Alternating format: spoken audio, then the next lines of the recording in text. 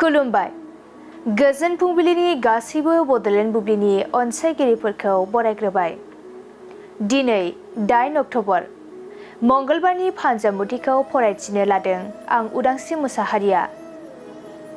फानजामुथिनि गिबियाव दं मेष राशि, माबा मोनसे मुवा खहा जानो हागौ, उन दाहाजोंनो साना बारलांगोन। वृष राशि, समाजनि मोजां हाबा मावनो हागोन, बयजोंबो मान होजागोन। मिथुन राशि, खैफोदनिफ्राय रैखा मोनगोन, गोदान मिजिं लाना आगान सुरगोन।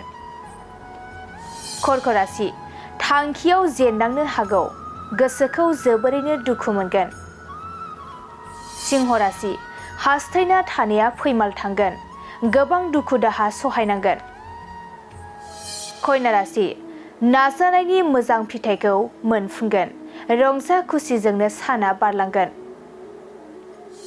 तुला राशि, रांखावरि गैयैनि थाखायनो गोबां जिंगा सिनांनो हागौ, गोसोआ असान्थि जाबाय थागोन। वृश्चिक राशि, सिगांनि जेंनाफोरा जोबस्रांलांगोन, गोसोखौ सान्थि मोनगोन। धनु राशि, अननायनि बान्दोआव सोरखौबा लाखिनो हायैयाव हगारनांगोन, गोसोखौ गाज्रि मोनबाय थागोन। मकर राशि, माबा मोनसे बिबान मोनगोन, गोसोआ रंजाखांगोन। कुम्भ राशि, गोजान लामा दावबायनांनो हागौ, देहाखौ जोबोरैनो मेंखांनाय मोनगोन। मीन राशि, फिसा बाथ्राखौ लानानैनो बिसि फिसाय नांलायलायगोन, नखर संसारा गोजोन गैयै जागोन। दिनै सानसेनि राशि फरायथिनायाबो एसेनोसै।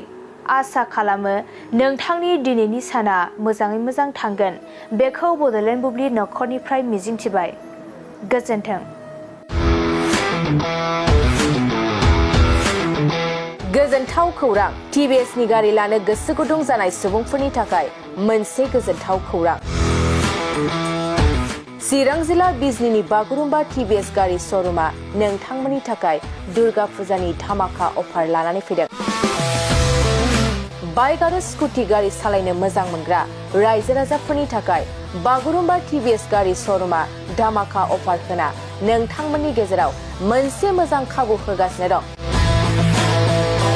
बिजनी स्टेट बेंकनि साखाथिनि CRPF केम्पनि उल्था सोनाब फारसे थानाय बागुरुम्बा टिभिएस श'रुमाव डाउन पेमेन्ट होनानै नोंथाङा टिभिएसनि गारि लानो हागोन।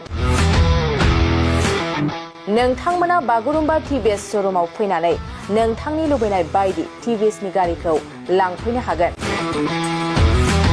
टिभिएसनि गारि सालायनो मोजां मोनग्रा रायजो राजाफोरनि थाखाय बागुरुम्बा टिभिएस श'रुमा बेनि अनगायैबो गोबां मोजां अफार लाबोदों। बेफोर अफारफ्रानो जाबाय जेरै गंनै हेलमेट फ्रि, फुल टिंकि पेट्रल फ्रि एसवेर गिफ्ट आरो टिभिएस कम्पानिनि गासैबो मडेलनि एक्सचेन्जनि खाबुआ एभेलेबल जागोन। आरोबाव गुबुन मोनसे मोजां खाबुआ जादों फाइनान्स लागिरिफ्रा डाउन पेमेन्ट होनानै खम बेसेनाव टिभिएस कम्पानिनि गारिखौ लानो हागोन।